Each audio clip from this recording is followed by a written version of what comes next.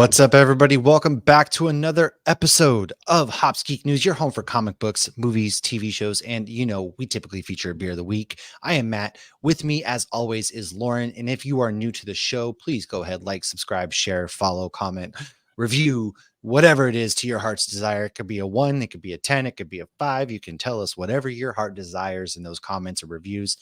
Just do it because it helps the podcast grow. We typically start off with our beer of the week. We go into some what we're reading or watching, what we might have messed up on this week or looked into, and then we go into some news before our main topic, which our main topic today, in honor of the great return of Michael Keaton to this film, it is Beetlejuice. We are talking about Beetlejuice today, which is going to be exciting. We are both wicked excited for the film this week. So to kick things off, let's go ahead. My beer of the week, I chose it because the can is the color of Beetlejuice. It's black, green, and purple, even though it has a pufferfish on the front, but it's from Tox Brewing Company. It is called Summer Fugu, and it is from 12% out of North Haven, Connecticut. Actually, I've never heard or had this before. So Stacy, who's one of our patrons, if she's had it, maybe she can let me know a little bit about it, but it's pretty good. It's a nice little 6% IPA. Very happy with it. Nice and juicy. It's the kind of the unofficial kickoff for spooky season with us. I kind of put it in my Universal Monsters glass. And yeah, spooky season's here. It's September. Maybe where you're at's getting a little colder. Mine's not getting colder, but the leaves are starting to change. Pumpkin spice is out. And as far as I'm concerned, we're diving into the horror movies. So Lauren, what are you? Wait, hold on. Before we get to Lauren, she got to do a whole peep to fit. This one's for you. Yes, I have a Peep the Fit. I got this at Spirit last Halloween. It is Beetlejuice. It has a cute little tie. My husband has a coordinating one, great for horror nights or for just a night out on the town, however you might feel this spooky season. Actually, Beetlejuice isn't even a Halloween movie. We always played at Halloween, so we associate it with Halloween. But it's it's really not. It can be watched whenever because at no point are they like it's Halloween time. They don't really specify. I mean, it's really not. Is your beer is it the brewery that has a cute little tree frog? It is actually, yes. I really like that brewery. I had a friend, actually Tim, who we ran into at Beer Commission when you were here after MegaCon. He's brought me back beer from New England before, and that was one of them. And that was really good. It was really good beer. I didn't have that specific one, but it was really yummy. So the beer I'm drinking is a Tripping Animals. We are back to normal where I have a Tripping Animals beer and you do not. It's got a cute I had one in my fridge. I almost grabbed it on it. I have the llama in my fridge. Figure this is a kickoff to Halloween season, even though I just said Beetlejuice isn't Halloween. It's September. It's the month before October. We're kicking off. We're getting ready. We got Beetlejuice in theaters next, soon we're going to have Agatha out. So I'm going full pumpkin. The 18th. Yes. I'm always hit or miss with the pumpkin beer. Like when they're overly spiced with nutmeg and everything. This one is fantastic. It's called Pumpkin Delish. It's DELIC. Pause. It is a brown ale brewed with pumpkin and spices. I like when they do brown ales. Ivanhoe's pumpkin is a brown ale as well, and I feel like that helps too because I feel like when they're love too a good light, pumpkin brown ale, overtake it. Yeah. Well, I think with the pumpkin brown ales, the reason why I think that just fits the. I feel like that just fits kind of the mold, I guess you will. Something about a pumpkin brown, it just fits more than a pumpkin sour. Like I'm not big into like the whole. A pumpkin sour doesn't really jive with me too well. Something about light ales or light lagers. Yeah, there aren't any other kind of light beers. They're either ales or lagers. But pumpkin, it burns out. It gets fermented, so it doesn't taste like pumpkin if you put actual pumpkin in it. So to make it taste like pumpkin, they have to add all the spices, and I just feel like sometimes it just gets like out of control. But I do have it in my Jack Skellington glass because there is a little Jack cameo. But and Logan today, I put on Beetlejuice, and Logan saw the worm, and he goes, "Oh, that's the worm from Nightmare Before Christmas!" So he got really excited at that. That's awesome. I love that. Yeah, we're talking Beetlejuice, man. Let's go into real quick though what we've kind of messed up on or looked into. So if Patreons, we always shout out Scott, but if anybody who's listening who might not even a Patreon, just hey, you know what? Let us know if we messed up on anything. We're gonna follow up on Deadpool and Wolverine. And it is now number 26. It has beat out Iron Man 3. Thank God that movie shouldn't even been that high. And also the Minions. Who knew? Tracy's favorite movie now, the Minions, is beaten by something. And we're recording this Thursday. You're listening to this the earliest possible is Monday. So who knows where it is? I'm going to need it to stop because the next movie up on the list is The Fate of the Furious. And we can't have that. Okay? We can't have that. Not in my neighborhood. So my other Deadpool update. Oh, I have a Deadpool update as well once. No, okay. Okay. I'll tell this one and you can do that one and then we'll do the other two pieces. So Deadpool is still at Disneyland.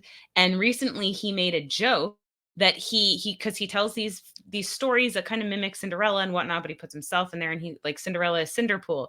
And he goes, Cinderpool was late because she was busy reading the terms and conditions of Disney Plus. Because she had signed up for Disney Plus. So Deadpool at Disneyland is literally, for anybody who's not familiar, there was somebody at Disney, I believe it was Disney Springs or down, I'm not sure. It was a restaurant at Disney, connected to Disney or on one of the Disney properties. I don't even know if it was a Disney restaurant where somebody died because their meal wasn't allergy free. Oh, yes. And they're telling them, they have to abide by the rules that they agreed to when they signed up for Disney Plus.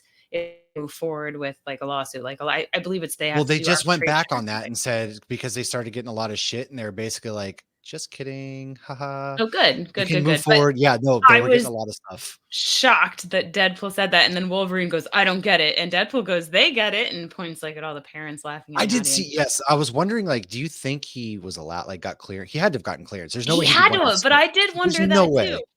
Some of the things he's getting away with saying, though, are out of control. Like, I got to imagine there's like a Karen out there that's complaining. Guaranteed.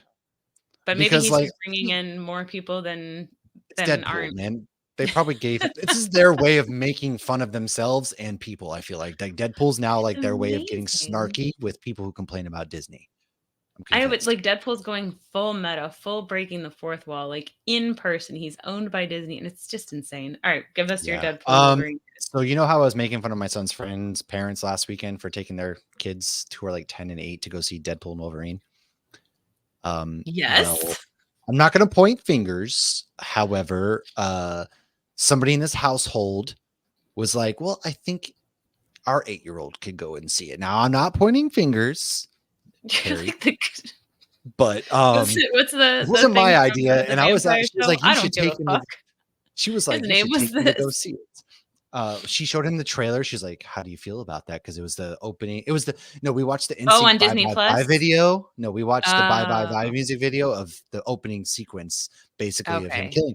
He was like, all right, because she was like, it's just there's no like nudity and stuff. It's just a bunch of killing and cussing. Nothing he's not seen and heard before. And I was like, I mean, he maybe, but I'm not going to be the parent that takes him. So a lot of the jokes though are going to go right over his head. Like I'm not a natural bot. Like yes, that's going to go over some adults' heads. I feel like.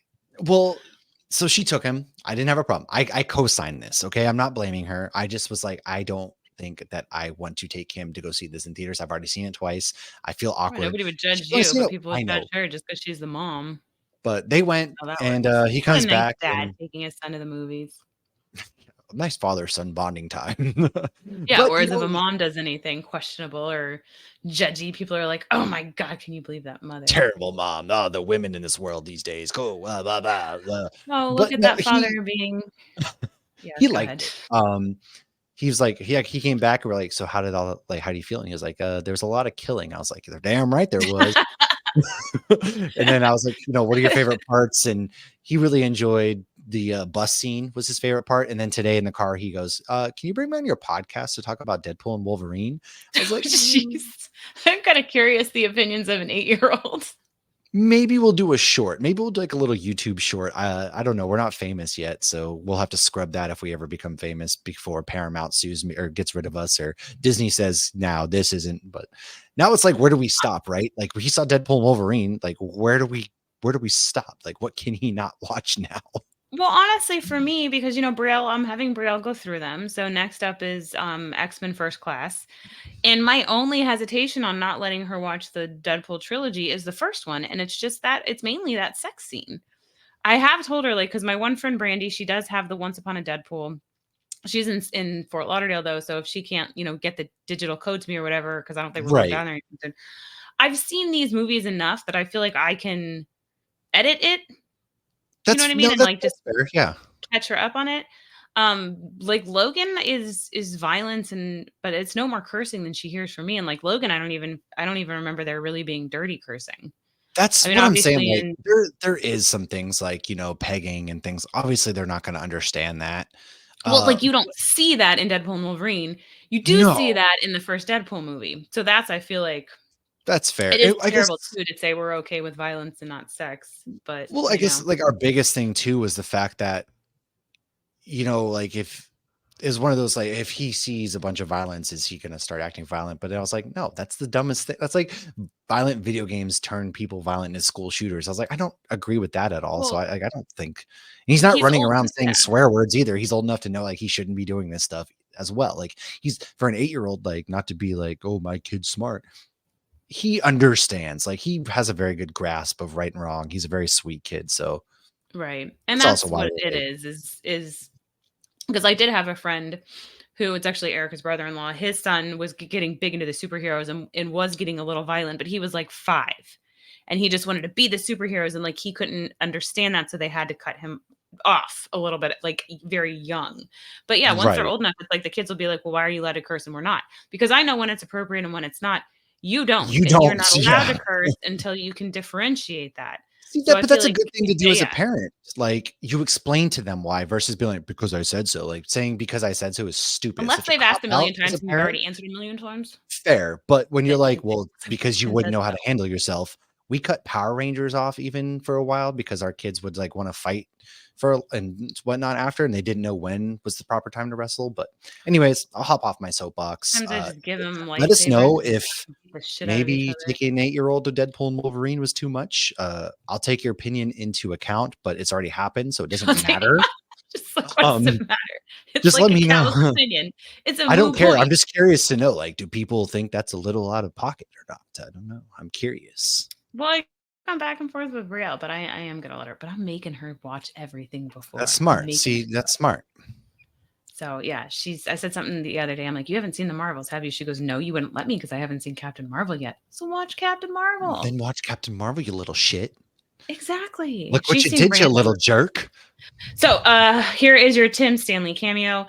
Last week we were talking about the Mafia movie, and I was like, it's the one where Johnny Depp, plays this real guy that got, was undercover and then like became a wise guy. And I was like, I can't remember the name. Tim will.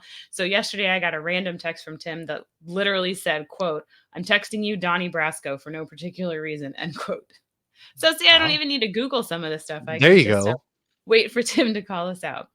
And my last piece of let's look it up / mess up. I just want to mention the virtual run we are doing again. If you sign up by Yes. September 30th, they will mail you a virtual medal. And if you do that and you get the medal, when you do your run or get your medal, tag us in it and we will happily share that. I need to do a hashtag. Maybe we'll do like Hops Geek Booze, maybe. If Yeah. you want to do that virtual run and you don't know what we're talking about, it is to support research for DIPG, which is a pediatric brain cancer that is pretty much always terminal. A friend of mine lost her daughter to that. Her name's Haley. So that's why we are Hops Geek Booze for Haley. If you go to our Linktree, the first thing at the top is it'll take you right to our team and you can join our team. So Yes. And if you do sign up, your name goes into the thing. Obviously, I have to sign up still. So, but Lauren and Stacy were the last in there. I'm going to be and signing Tabby's up. in I there know now.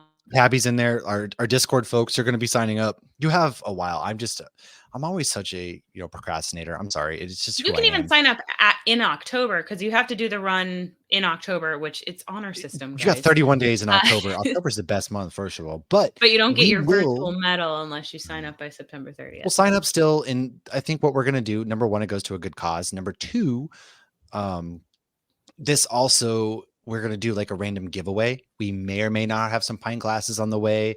We might put a little maybe something together, but if you sign up in our group and take part of this, we will randomly select a name from the group and do a little giveaway for you because it means a lot to us and it's going to a really great cause. So yeah, if you want more information, go to our link tree. I'll put the link in the bio here. I've also pinned it in like our Facebook group and stuff, and I'm going to keep sharing it out there. So help us out and not even help us out, man. Like let's do it for a good cause. And it's a great time of year.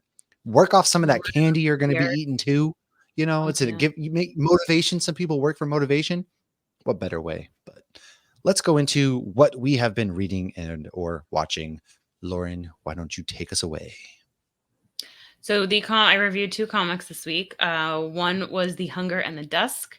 This is by IDW Publishing. The main writer is G. Willow Wilson.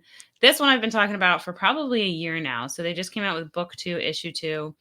It is this like apocalyptic world, but it's got humans and orcs and these like they have a common enemy. You've Oh been my god. anemones. I All right, know, I'm like Nemo. Nemo. What you live in? I'm an You've anemone. been really high on this comic book though. Like this is you don't typically like that fantasy type genre, but I know you've been talking about this one each Don't, month it's yeah. come out. This is the one that when Ken first recommended I read it, because it was like one of the third comics I think I reviewed for them. I was like, yeah, this got like orcs on the cover. It looks Lord of the Ringsy, which is not my cup of tea. But no, I fell in love with it almost immediately because they bypass the tropes. There's real feelings. People like have their feelings and they seem to express them in a healthy way, but they're still overcoming like so much generational trauma and so much generational prejudice and hate in this world that is dying. And it's very interesting to see the dynamics of the orcs and the people, which they're basically all people. It's not like the orcs are like it's literally just like 2 different types of people. It doesn't feel like it's orcs and humans. It feels like it's all humans. But yeah, I really like it. It's been really good. The other comic I reviewed was 85th anniversary. This is just a lot of fun. I'm not even going to say who wrote it because there's like 5 different stories with actually there were 6 total stories.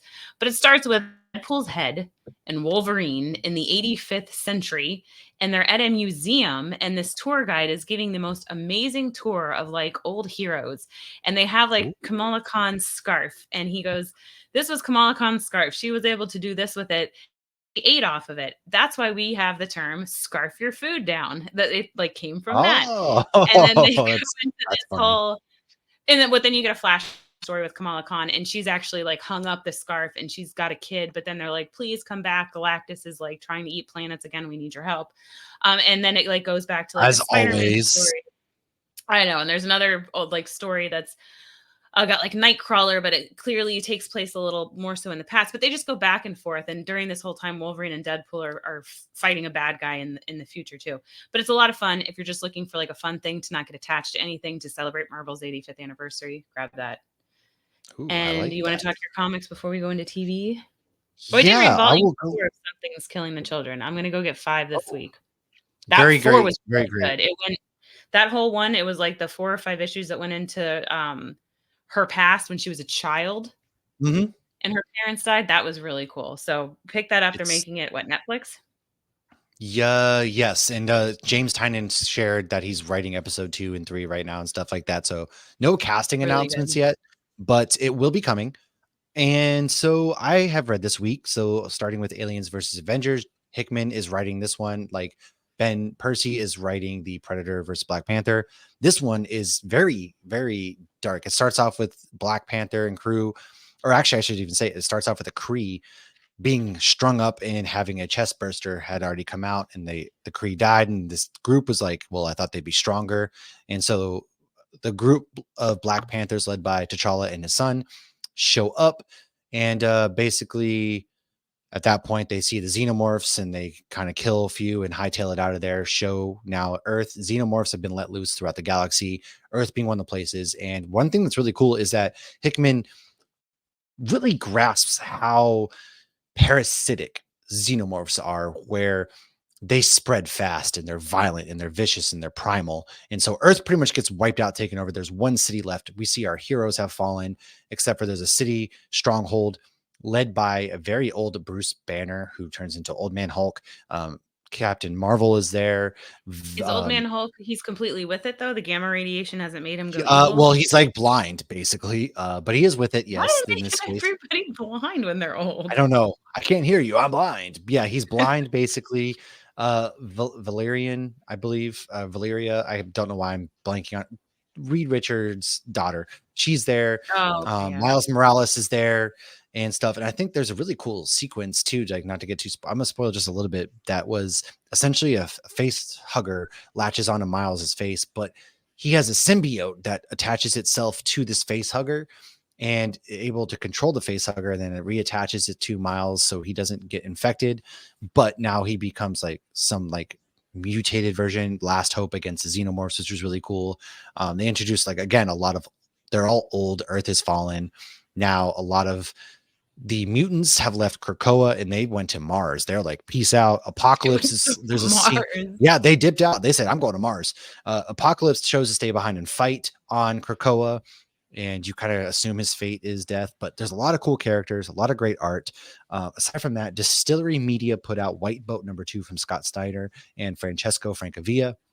This one's really good. It's like Lost meets a Shutter Island slow burn horror, where this character Lee, his brother died in a boat accident when they were young. He blames himself because he was supposed to have the bottom bunk, but instead he got the top. And if he had the bottom bunk, it would have been his brother Ward who lived. And so he ends up, he's a journalist. He gets invited to this boat. And where this picks up is he's essentially like, what the hell's going on?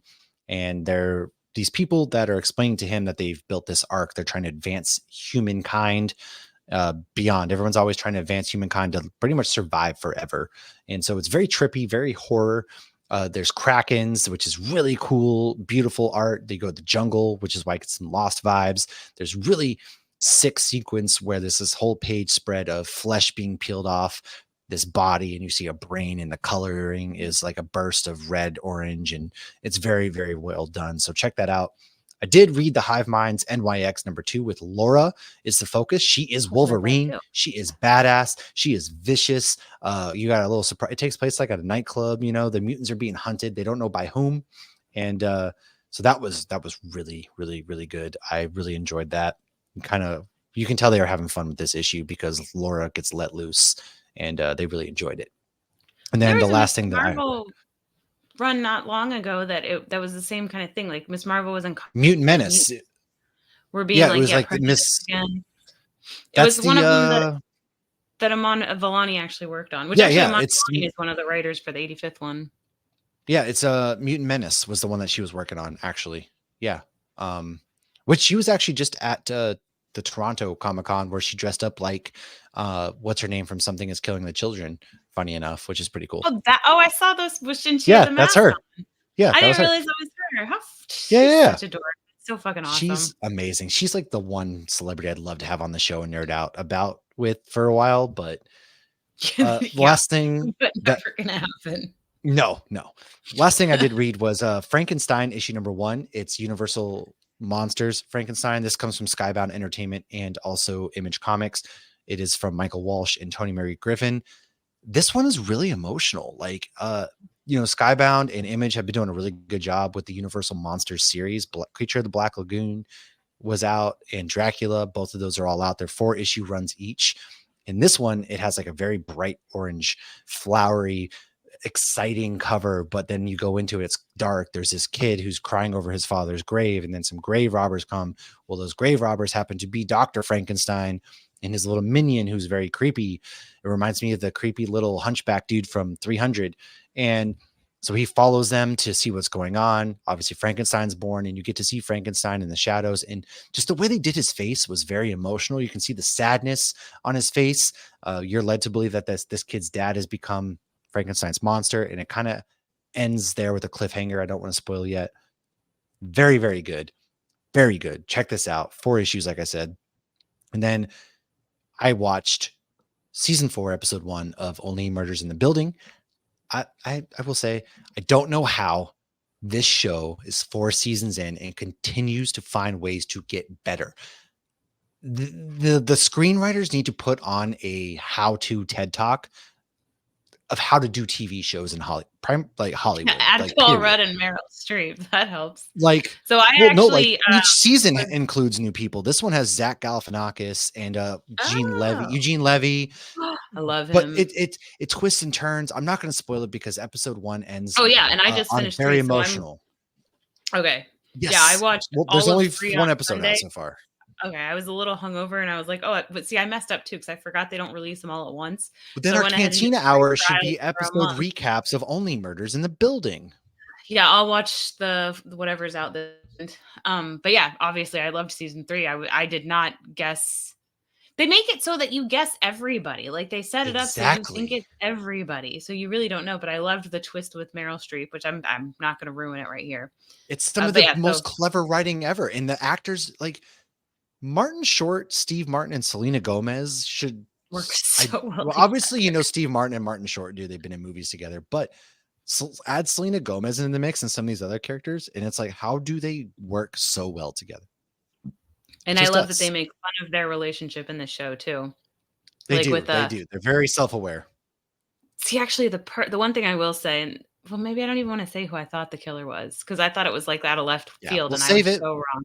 And yeah, maybe next week. This week's Cantina Hour, and then last thing I will say real quick is I have been watching Rings of Power season 2, and is it better? Wasn't the first season bad? The first season was so boring, and so far the first 3 episodes of season 2 is more of the same. A lot of talking, nothing happening. Sauron's coming.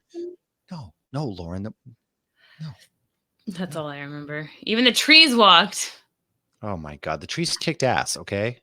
Okay. The only tree that kicks ass is fruit. That's all I've got. So have you heard of the show Kevin Can Fuck Himself?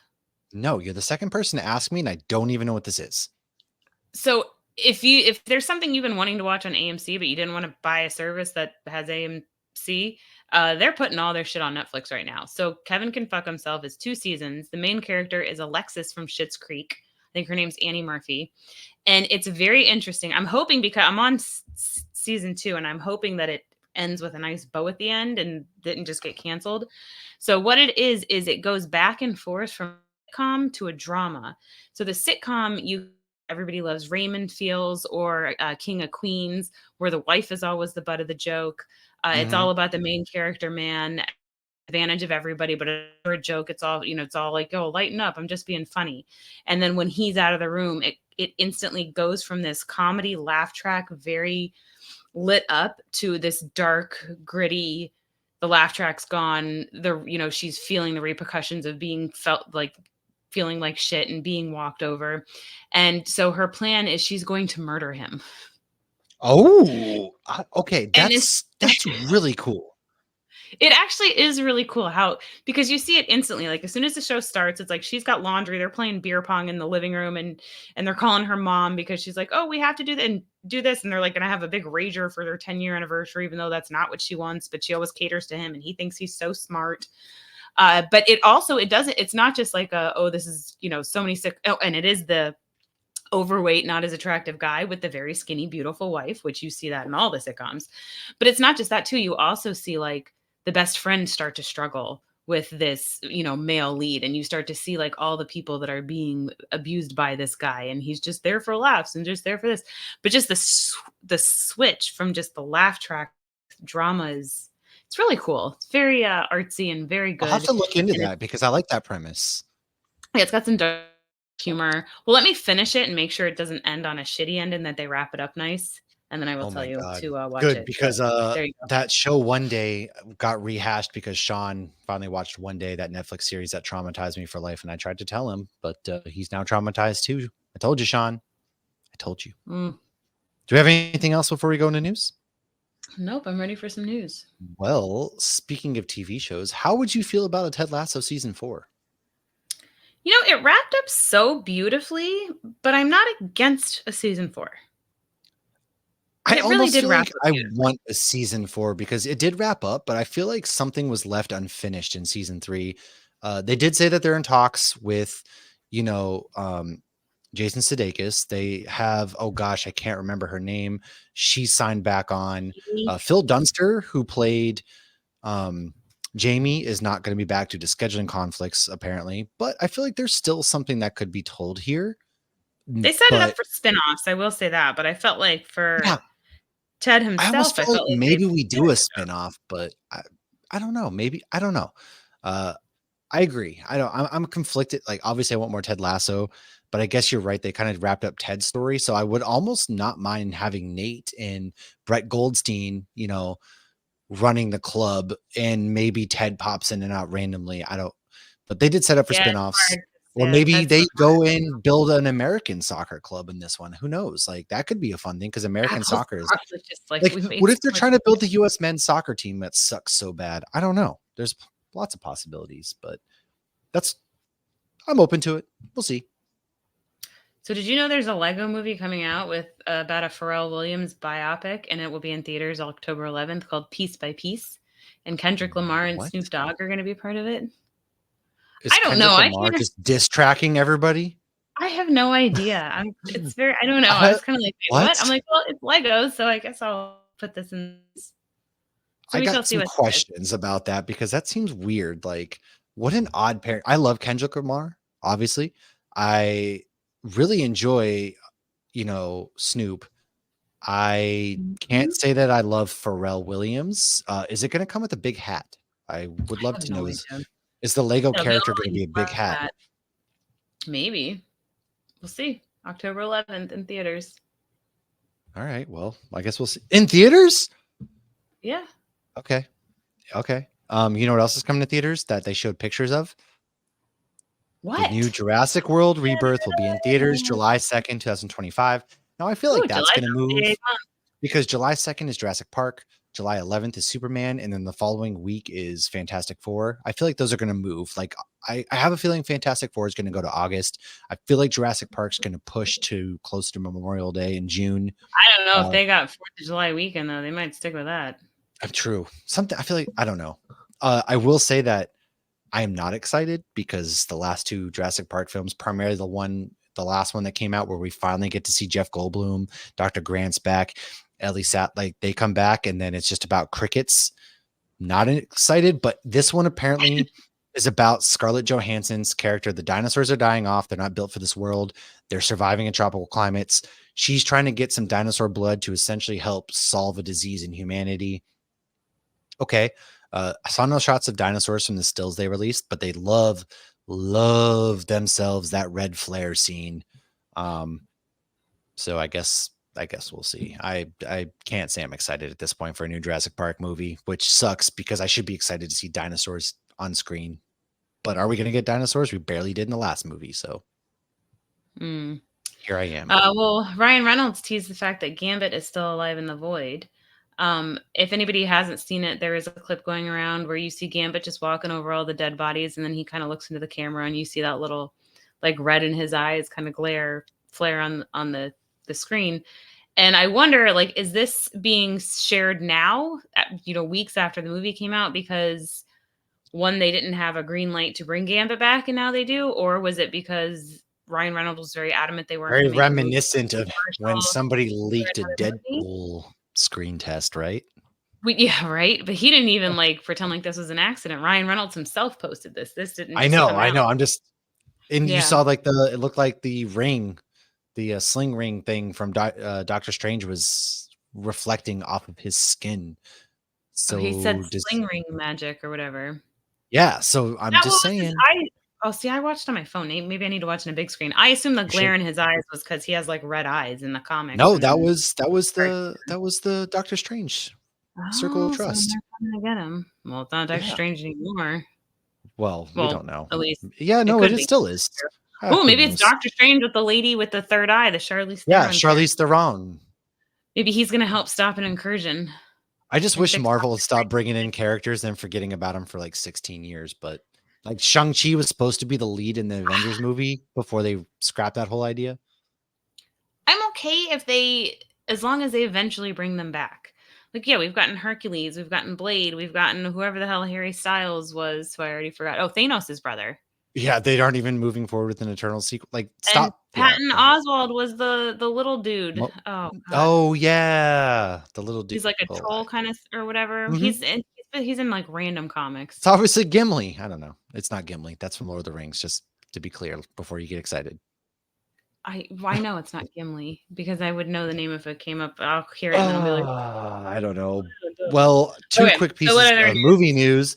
Borderlands came out on August 9th in theaters. It got like 6% of Rotten Tomatoes. And guess what? It's already out on digital. So watch at your own risk. I wouldn't pay money for this movie if my life depended on it. But a movie I Like, am very excited about is Sonic 3. The trailer is out. It will be in theaters December 20th. Keanu Reeves is going to be in this movie as well. These movies have no business being as good as they are, and they are not talked about enough. I love these movies. My kids love these movies. I can't wait for some Sonic 3. So Superman, the Christopher Reeve story, has released a trailer, and it will be in theaters on September 21st and September 25th. How emotional was that trailer? I didn't watch it because I heard everybody got Oh, really you didn't? emotional. So I'm like, I'll just wait and watch it and save my emotions for that. All You know, right. I'm All right. backing It's off very trailers. sad. Spoiler alert. I Deadpool kind of and am Wolverine too, is ruining actually. the trailers. Like, even I saw there was a new Agatha one. I'm like, I think I shared it, and I'm like, I'm not even gonna watch it. That's Just smart. Deadpool and Wolverine would have been better if I hadn't watched every That's fucking smart. trailer. Well, Marvel Comics might help our podcast out because there is a Marvel Comics for Dummies that is coming out February 2025 for people who want to get into comics or maybe are interested in seeing where these stories come from, but don't know where to start. This is going to break it down for you. And honestly, I'm probably going to buy it so we can do some more deep dives in this podcast. And I think it's a great way to get people into comic books. Might put us out of a job, but maybe not. Who knows? A job. Like, we get paid for this. Yeah, right. Anyways. Yeah, right, buddy. The 3 people who listen to this show are going to be like, oh, well, I don't have to listen to them anymore because they got Marvel Comics for Dummies. Yeah, I'm just going to read those books instead. No, what we're actually going to do is we're going to have, like, this week, chapter 1, and we're just going to read from the book. Oh, that might be fun. That's as we not sit next to a plagiarism at fire. all. We're Yeah. going to sit around a nice fire. All right. That's what we're going to do. We'll change every 10th word so we don't get sued. Ah, Because we both have yes. Disney Plus, so we do have to abide by those terms and conditions. That's right. I don't want to choke on something and then die and then Disney not want to pay out because I was subscribed to Disney Plus. It's not funny. It sucks. Okay. It's funny, but not funny. I'm glad they're pulling back. I mean, Deadpool's making jokes about it. Oh, so this next piece of news is utter garbage. The horror Is it? show. The horror show, literally and metaphorically, that is called Pooniverse. Yes. It's getting a Pinocchio movie. I think you had mentioned this before, but Yes, they're making like an Pinocchio. Avengers style Pooniverse of blood and honey. It's called Pinocchio Unstrung. I think really the only one I feel like They're also doing Bambi. Right, and I'm fine with all that. I'm just not okay with Pooh Bear. I think that is my line. I'm okay with Pinocchio stabbing everybody with his nose. However, Winnie the Pooh, that's where I draw the line. All right, what's your last piece of news? Because I was actually too old for this. Frozen 3 and 4 getting made at the same time. At the same damn time. I was reading the next piece of news. Yes, my last piece of news is for anybody who grew up watching Selena Gomez and getting her start on Disney. The Wizards of Waverly Place sequel will premiere on October 29th on Disney Channel. The first 8 episodes will release on Disney Plus October 30th. So if you were a Wizards of Waverly Place, I never really got into it, but you know, somebody out there might be into it. Selena Gomez, she's hot topic all the time. Put it in there. You know, I've watched like I was like just too old, but I have seen some episodes because it would be on Disney Channel and somebody in my household would be watching it. So I am relatively familiar. She is a witch. They're a family of magicians. So, anyways, finally, folks, I told you about an hour ago that we are going to be talking about the 1988 film Beetlejuice. So we will be right back in just a moment to finally bring to you Beetlejuice. It's showtime. It is indeed the 1988 film starring Michael Keaton, Wynonna Ryder, Alec Baldwin, who we all completely forget because he looks so different in this movie, Gena Davis, Catherine O'Hara, and more. And a brief recap is Barbara and Adam Maitland are a happily married couple just trying to make their house a home. They talking about having a future. Then they tragically die in a car accident after swerving to not hit a dog. Oof. And then it's when they find themselves stuck in their home, but as ghosts. This is when the Dietzes move in. They're a not so happily married couple with their very goth and miserable teenage daughter. Enter Wynonna Ryder pre-shoplifting. The Maitlands try to scare them out of their home. However, it seems to have the opposite effect of what they wanted.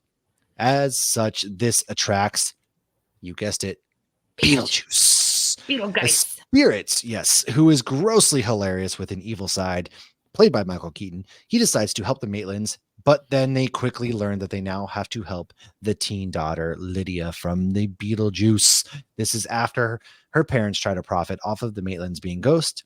Fortunately, they defeat Beetlejuice, spoiler alert, and all learn to live in the house together and help Lydia study for her math test. So, Lauren, why don't you give us some fun facts about this wonderful film? So I actually did rewatch this today. Logan got sucked in, which I loved. I forgot how dirty it was. Like Michael Keaton, even, and this is PG. Oh, he's very. even at one point does the jerking off motion. He like turns away from them and I was like, whoa, I was like doing dishes and I was like taken back for a second. Okay, so yeah. Fun facts. So the studio originally wanted to call the film House Ghosts. As a joke, Tim Burton actually suggested the name Scared Sheetless and then got nervous when the studio didn't actually hate the name. Interesting. On March 10th, 1988, Netflix mailed out its very first DVD. I said 1998. Oh, I heard 88. No, it's on March 10th, 1988. Netflix mailed out its very first DVD. That DVD was actually Beetlejuice. I remember getting Netflix DVDs. You can get one at a time to start, and then you had to send it back before you got the new one. They came in the sleeves. You always would panic and be like, where did it go? I need to mail it back. It was very arcaic back then. Okay, kids. How excited would you get to go check your mail, though? Like, that's I get to watch when you were excited. Couple episodes of Dexter, not a whole season because there was only a few episodes on one DVD. Yeah, but it was very exciting. Like, you got bills, you got Netflix, and you got the occasional birthday card. But Netflix was always there for you when you needed them most. And now they just cancel your favorite TV series. So, Well, yeah. Okay. Bummer, so dude. Michael Keaton is actually only in this movie for 17 minutes, and it is rumored that the sequel will be a similar situation. I did hear about that. So actually, Tim Burton talked about also why Alec Baldwin and Gena Davis are not in this movie as well. Spoiler, does Beetlejuice will not have either of those characters. Apparently, it's because he just didn't feel the story needed them. And that's okay. I think that makes sense. Gena Davis made a joke that I don't think ghosts age, and they look aged. vastly different. I mean, we got technology now, but yeah, like Gena Davis, man, I had a crush on her when I was a kid in this movie. Like, for some reason, I was gorgeous. I loved her in Earth Girls Are Easy. You remember that movie? Oh yeah, Alec Baldwin and Jim Carrey. Yes. Oh, that's right. I forgot Jim Carrey was in this one, or that one, I should say. Yeah. Carrey. Oh, and one of the Wayans brothers was the third alien. That's a great movie. So silly, so fun.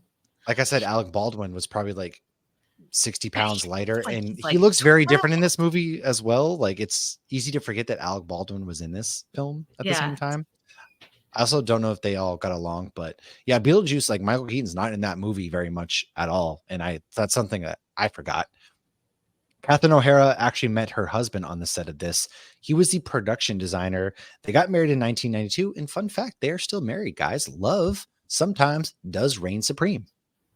So when Adam and Barbara are in the office in the afterlife and you hear a voice on the PA system announce Flight 409 is arriving at Gate 3, this is in reference to United Airlines Flight 409, which crashed into a mountain in Wyoming in October of 1955, killing all the passengers and the crew aboard. Okay, that's dark, but kind of funny, right? Yeah, it's very dark, but like, wow, you've got like some historical accuracy. Okay, the darkness in my brain, if they do this again in modern day. Okay. Where were we watching something recently where they made like a 9/11 joke? And I was like, I'm glad you were picking up what I was putting down. 100%. It was a stand-up, I think. I can't remember what we were watching. It was some stand-up and they made like a 9/11 joke. And there wasn't an ooh. It was just a laughter. And I'm like, are we this far away from 9/11 that we're no longer taking a minute to be like, oof. Like, holy shit. We lost that a long time ago, I think. I guess I was surprised at that. I did not. I think like 2016 on has really ruined us as a society to where like no jokes are too far. Almost not. I'm not gonna say no jokes. I thought maybe it was because there's adults who don't remember 9/11 now, or there's kids joining the military who were not alive when 9/11 happened, which is very. My daughter's about to be 21, and she that's wasn't. What I'm saying. It's very, my sister was born in 2002. She wasn't around. It's very weird. Very weird. So yeah, that. All right, midlife crisis aside. In our, okay. Glenn Shaddix, who played Otto, he's also the mayor in Otho. I'm sorry, you're right. Otho. I'm sorry. He's the very overweight, funny, like I'm too posh for this guy. He's the interior designer. Yes, he actually passed away in 2010, and supposedly the last song played at his memorial was Daylight coming, they want to go. He's the mayor. I didn't realize he was the mayor in Nightmare Before Christmas. So, like, I quote him all the time. Jack.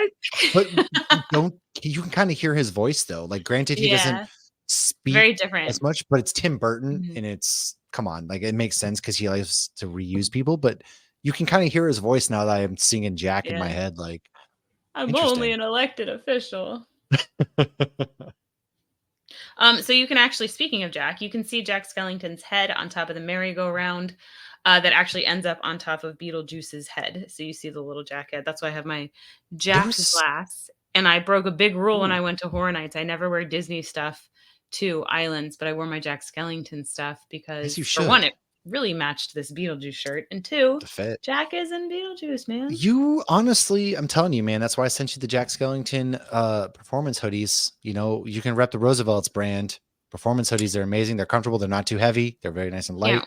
Yeah, I can't really wear Nightmare hoodie. I have one Nightmare hoodie, and I can only wear it at Christmas time, if I'm All right. lucky. Not if I'm lucky, because I like when it's hot, but That's if it true. Ooh, happens to be cold. gross. Bleh. All right. Now, Betelgeuse is actually a red supergiant star in the constellation of Orion. I did not know this one. I Double don't check think I this ever because really I didn't looked. believe it. Yeah, I've never actually bothered to look into it, I guess is my big thing. And then in the show community during the first 3 seasons of the show, a character said the word Beetlejuice. In the 3rd season, an extra in a Beetlejuice Halloween costume walks by in the background. That's fun. That's deep cuts. I like when we talked about this, like when shows do those type of callbacks. Those are the shows that are the best to rewatch. I started Community. I think I watched like the first season. I believe it was Tim that recommended it years ago, like well over a decade ago. And it wasn't before everything was just streamed. And I think Josh had only downloaded like season 1 or something for me. But I should give that one another chance because I feel like the clips I've seen and everything and what I did see then were pretty good. And Joel McHale, I think, is funny. I like him. It's Yeah, interesting seeing I do his too, first, like, actually. movie around. Joe McHale's he's always really fun, really good. Donald Glover, he was in Community. Just Yeah, saying. Donald Glover. And there Good was job. another one who I loved her in Mad Men. But okay, so despite this being PG, which we were talking about before we got into this, it did get an F bomb in there because it's the 80s and it was right when like the ratings were Look, it's becoming more PG. of My a 8-year-old saw big deal. Deadpool and Wolverine. Everything's out. You know, who Well, that cares? was R. But this is also true of Spaceballs, Big, and Caddyshack too. And Spaceballs is also full of dick jokes. I mean, the whole Schwartz be with you. I mean, the That's lightsabers right. are at their crotch. These are PG Yes. movies. Well, they did PG. the ratings. It was the 80s, man. They distracted Beetlejuice with a whorehouse. He did the jerk off motion. He That's said yeah, that's fuck. right. They totally forgot He what is was that thing like Showgirls here or something like that. yes, Yeah. and and that's how they got him to like be like not paying attention for a little bit. He's super like grabby and he's very like toxic. Like he's 100% like me too. But what's He's a piece funny, of shit. Yeah. He's getting yeah. canceled actually. Well, he is a demon. He is the bad guy, so that's okay. But it's funny when we went to like Universal a few years ago, I saw Beetlejuice, and so Josh and I go to take a picture with Beetlejuice, and in the picture, I need to find it and I should post it. He's like gesturing to me and like hitting on me and like being like ugh to Josh. Like he was in character. It was actually really funny. I mean, I can respect that. Honestly, I wouldn't even be mad. I'm like, nope, that's Beetlejuice. That's very in character. So what's our last fun Now, fact? Because this one I learned a couple things with this fun fact. this speaking of jerking off, Michael Keaton was Oh not my completely god. sold on Beetlejuice until he saw Pee-wee's Big Adventure and met Tim Burton, who directed Pee-wee's Big Adventure. That's the best segue we've ever had in this show. Kudos to Sorry, you. I don't mean to, speak ill of the dead, but who goes Dude, to what it? else would one do in an adult movie I'm theater? sorry, but like Come on. you have an adult theater. What do you expect people at least put dividers up, or if they're creepy enough to watch that in like the public, Hey, this was who before cares what they're streaming kids. doing, man? Yes, if you don't know, Pee Wee once got caught in a adult film theater. Anybody who doesn't know this probably doesn't know who Pee Wee is. That's actually true. You're right. You're right. You're right. You're right. All right. Well, I mean, you can this still tell the next story part if you we're going to like. talk about the cartoon. We actually had Eric Lewald on the show before to talk about X-Men, and he was also one of the creators of this cartoon, which Carrie loves a lot. So why don't you tell us about the cartoon? So the animated version ran from 89 to 91 on both ABC and Fox, which was not normal. It was loosely based on the movie and it was developed by Tim Burton, who also served as an executive producer. The series, though, followed Lydia and her best friend Beetlejuice and their adventures in the mortal Best world. friends is and the stretch, but Netherworld. So assume with this, which the Netherworld is the supernatural realm inhabited by various monsters. Danny Elfman did still compose the theme for the film and for the series. Obviously, yes, in the movie they're not best friends. Beetlejuice is a villain, is a bad guy in that. The cast were not the voices, and again, this was loosely based on what I just said. that's true. The whole series can be bought on Amazon via DVD. Also, as far as streaming, there are paid options on YouTube, Apple, and Amazon. I got like 2 minutes into it, and it is like Animaniacs, like extreme, like 90s cartoon. Like it's going to be exactly what you think a Beetlejuice cartoon in the late 80s and early 90s would be. I remember like clips of this, honestly, and like I said, Carrie loves it. I barely remember it, but yeah, it looked fun. I don't remember it, but it looked, as soon as I put it on, I was like, oh, I recognized it. I do. I very much remember the animation style. I just remember like Beetlejuice's like funny boots, the way they were drawn, and like it's very, very early 90s, late 80s kind of artistically done. But other than that, You like find the first episode. he had like a mullet, almost looking like a green mullet, almost is how his hair was in that cartoon as well. I mean, yeah, it was like an exaggerated version of the movie. Yeah. Which is what you know Beetlejuice is actually on Broadway? I believe it's coming to Richmond's Broadway. I actually would like to see this. This would be a fun one to watch on Broadway, I feel like. It's really good. I would saw like this to in see New it. York a few years ago. Well, the first performance was actually in the year 2018. It opened up on Broadway in 2019. They are now touring. Like I said, it's coming to Richmond, I want to say in September. It's also on a Norwegian cruise line and has made its way to Brazil, South Korea, and more international spots to come. The Dead Mom, all songs are okay. Lauren wants this one. Go ahead. Well, Dead no, because Mom. I didn't put the details in this. So I did see this, I think 2 years ago in New York. It was absolutely fantastic. The mom is dead in this, so that's one of the differences. And there's a whole song about dead mom. And if you aren't going to be able to see this soon, but you're curious, all of the songs, you can find them on Spotify. I'm sure they're on Apple too. My kids, Brielle, listens to them so much that last year my Spotify replay had a ton of Alex Brighton, which was the Beetlejuice main character. So that was like my third most listened to after Radio Company and Blink because of Brielle. But they tells the whole story in the songs.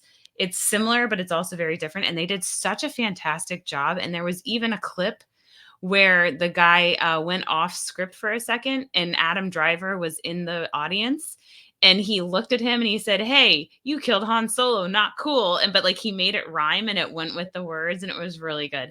But that cast did such a great job. It's such a fun set. So if you do get the opportunity to see it, I highly recommend it. It exceeded my expectations. I personally thought like it was up there with Wicked for me, which I did not expect that at all. It was just you're so engaged the whole time. Like sometimes musicals will have their low points and their high points, and Sure. I've seen. If you're the Disney Believe, then it's a lot more low points than it is high points. But there you go. The Disney Believe is a show on a couple of the Mickey boats. God, that was awful. But then the Frozen show on the Mickey boat was phenomenal, and the Rapunzel show on the Mickey boat was phenomenal. But yeah, Beetlejuice, you're entertained from beginning to end. It was so fucking good. I would see it again. It was so good. Interesting. All right. Well, why don't we roll into the new film? Or hold on, before we go into the IMDb description of the new film, what were some of your favorite parts of the original Beetlejuice film? Because for me, there's like a lot that stands out. I think like some of the scarier moments are when the whole dinner scene is obviously like the one big standout where they start singing. You get a lot of like the claymation style things going on. And Wynonna Ryder, I always loved her. Like I also had a crush on her growing up, like as her goth young self in this. And Catherine O'Hara is one that she stands the test of time. So it's great seeing her. And yeah, again, like I mentioned, obviously Gena Davis and Alec Baldwin are not in the new film because it just didn't make sense to force them into it, which I'm cool with as long as it makes sense in the grand scheme of the story. I hope they get a mention though. I'm sure they will. So the new movie we'll get to in a second, but yeah, like the parts that stand out were obviously the musical piece from the dinner table. They're the things that they do to the house. Beetlejuice, I always forget he's not in it very much because every time he's in it, Michael Keaton. This is the Michael Keaton wave. Like 1988 was Beetlejuice, 1989 was Batman. So it's just crazy that's even something I forget about. Well, what's funny is when it ended, it's on HBO Max right now if you want to watch Beetlejuice.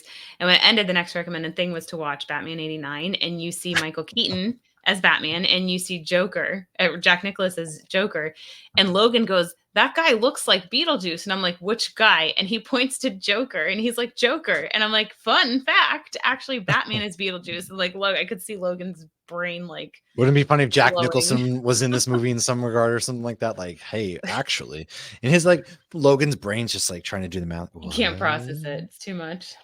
But no, I mean, it's filled with a great moment. I think the waiting room scenes are funny when he's sitting there and he's like, and he pulls the number and he's like a million in line or something like that. All the creatures, like the makeup and the claymation, like I said, pretty great for the All 80s. Like practical Tim Burton effects. it was great. So what were some of the standout moments for you in this movie then? I mean, Deo definitely is. I'm trying to think because, like, I don't remember the first time I saw this movie, but I don't ever I don't remember either. not knowing this movie. If that Yeah, makes isn't sense. that funny how that works? Like, there's certain movies that you just kind of like you don't remember the first time, they just are a part of you in some ways. Yeah. It's like I remember the feeling I had when the first time I watched Nightmare, but I don't even remember if I was in the theater or was at home. I just remember the feeling.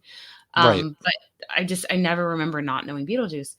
Oh yeah, Deo is definitely 100% up there, and I feel like the scenes on the table when he's like little, and then Oh, obviously the yeah. sandworm, which yeah, the sandworm. It's so funny because too when I watched it again today, and he has the newspaper, and he's like, sandworms are up by 13%. I'm like, I feel like that's this year. Like sandworms are so hot right now. Like it's Dune, between man. Dune and Dune the and sandworms. And Beetlejuice. I, And oh then God. she comes in writing the worm. Yeah. Gena Davis does.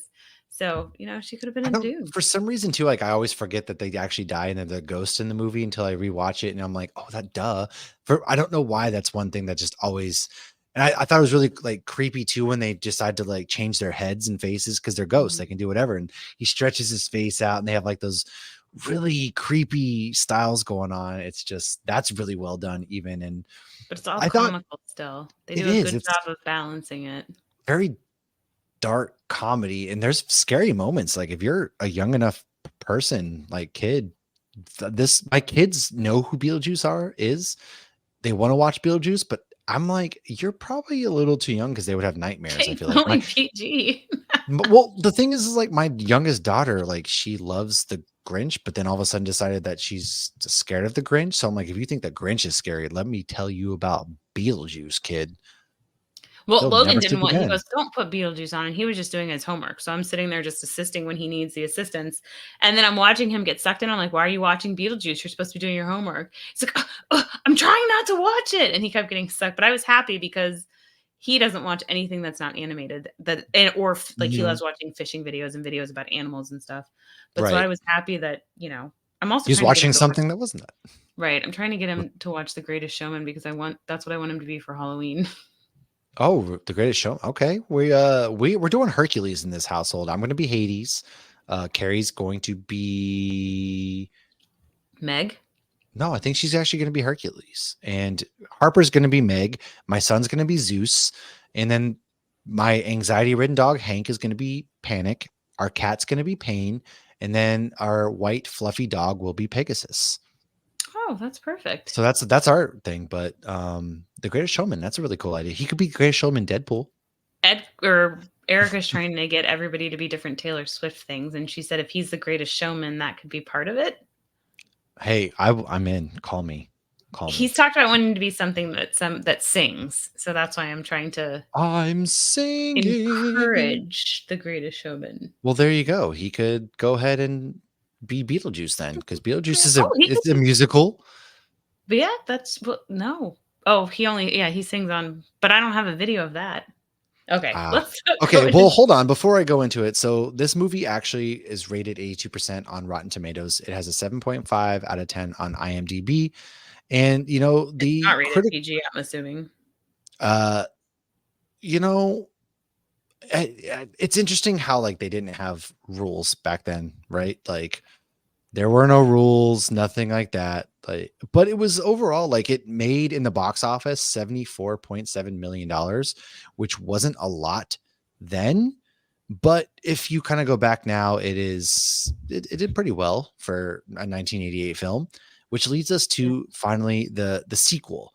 So it's got 4 out of 5 stars overall. People tend to really enjoy this. This is one that we all remember fondly, leading us to the sequel, which is Beetlejuice Beetlejuice. It's Lydia, Wynonna Ryder. She's the mom to Jenna Ortega's character. They chose to go grandmother, mom, and daughter in this one. And so after a family tragedy, 3 generations of the Dietz family return home to Winter River. Still haunted by Beetlejuice, Lydia's life is turned upside down when her teenage daughter, Astrid, accidentally opens the portal to the afterlife. First of all, Jenna Ortega just typecasted as the goth girl, which she plays really well between Wednesday Addams and this, of course. They're both Tim Burton. And Catherine O'Hara coming back. Like, that's even dope too. I love her, man. I love this Catherine O'Hara songs we got going on.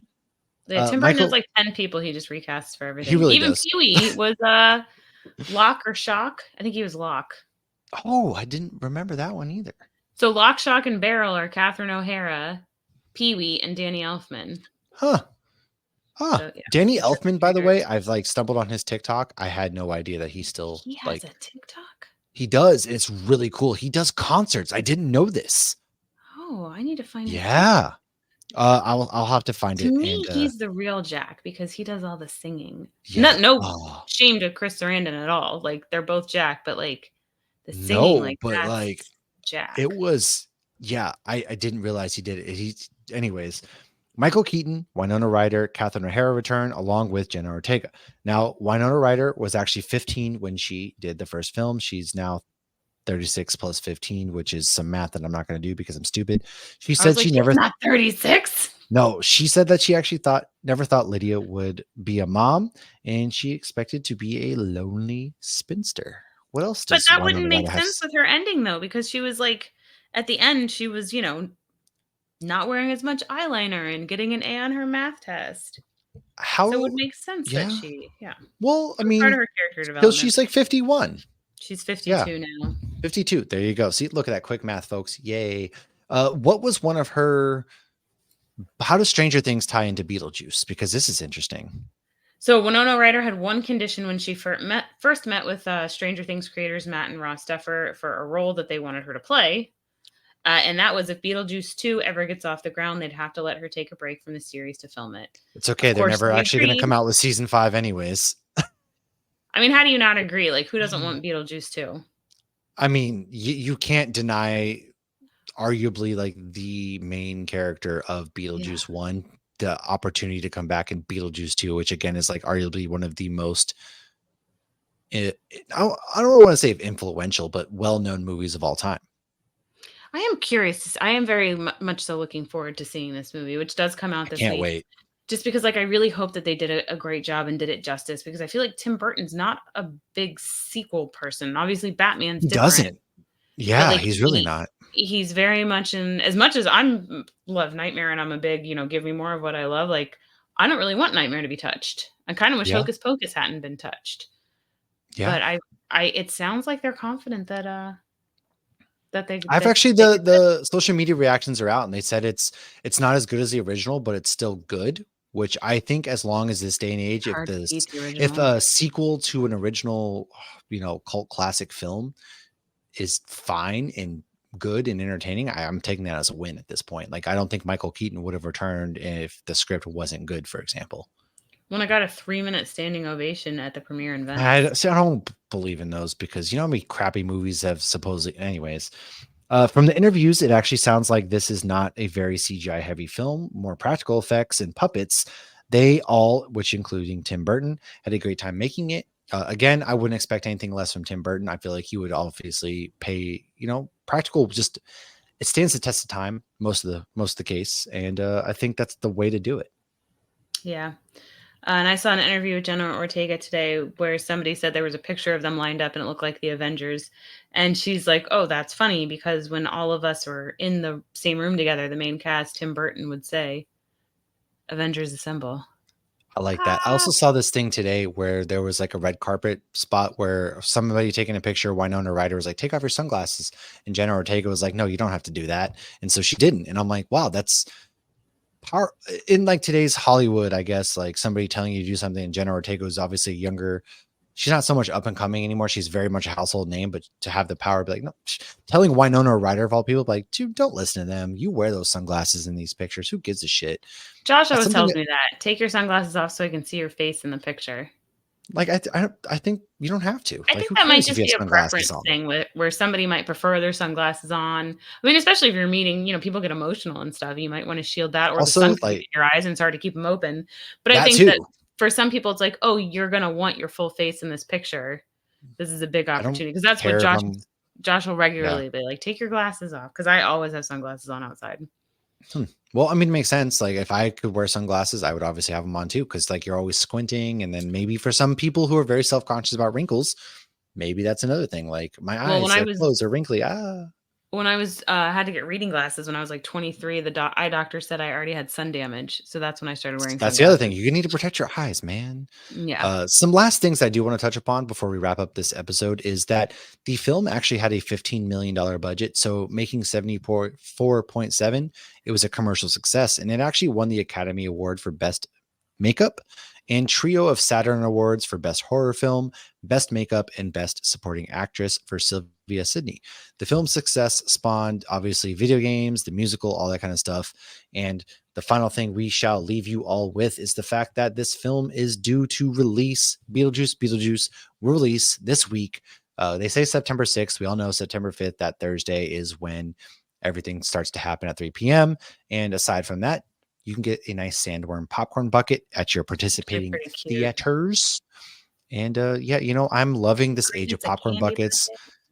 Speaking I know, of, they're popcorn getting so buckets and Michael good. Keaton, they're Oh, bringing yeah. back like that. You saw the bat It signal at AMC looks so theaters. I need to cool. find one, pull in, it lights up and everything, and it But looks there's not even a badass. Batman Really movie in cool. theaters right now. Well, for Batman Day, which is September 20th, they're bringing Are they're Batman bringing 89 89? and a couple Batman Mask of the Hell Phantasm of a and one month for more. Keaton. They're bringing Ah, those movies back to theaters for one day on the 20th because Batman Day is that time frame. And so that Saturday, I should say, they're bringing it. So the 21st, I want to say, is Batman Day. And so they're they're bringing those bringing movies back. Batman That's what the back. Popcorn Day is back. It's like his 85th anniversary or something like that. So it's really Marvel. cool. Is it Like Batman too? Could Batman be. has, I don't remember. I could be mistaken, getting them mixed up, whatever. All these brooding A lot of superheroes are the numbers. same, right? Every What? superhero's parent who dies, they're all the same. I don't know what to tell you, folks. However, I'm excited, man. I got to get my hands on this popcorn bucket. My wife will tell me no. 1939. I think you're correct. I have a feeling maybe. We'll see. That math seems to add up. The math is. Math is mathing. What do we know what we're doing next week yet? Penguin. Oh, that's right. We're doing Penguin Doing some because the HBO Penguin Max comic origin. series is getting ready to drop. In the fact that this is going to be like hour-long episodes, it's going to be cinematic. This looks great. Colin Farrell's coming back. We're playing in Matt Reeves' universe again, which might hold us over for a little bit longer, giving us that taste. We're going to dive into the Penguin comic book origins to give you some background on our little Oswald Cobblepot. Make sure to tune into that. We have some. He's in Kevin Should Fuck Himself. Okay. Oh, is he? The one Okay. from Gotham. Sorry. Oh, okay. Yeah. No, he apparently played a really good penguin. Gotham never really tickled. He played a fantastic penguin with some serious mommy issues. He did phenomenal in that. Mommy issues, Gotham's superheroes. underrated. Gotham has a lot of things going on. But yeah, get ready for that. Make sure to follow us. We have some creator interviews coming out. We're going into spooky season here soon. So, that's our favorite time of year. And aside from that, man, just follow us. Thanks for hanging out. Nerdinitiative.com is where you can find our comic book reviews if you want to read in depth about the comics that we are reading. And aside from that, Cantina Hours is our live, get together bullshit hours.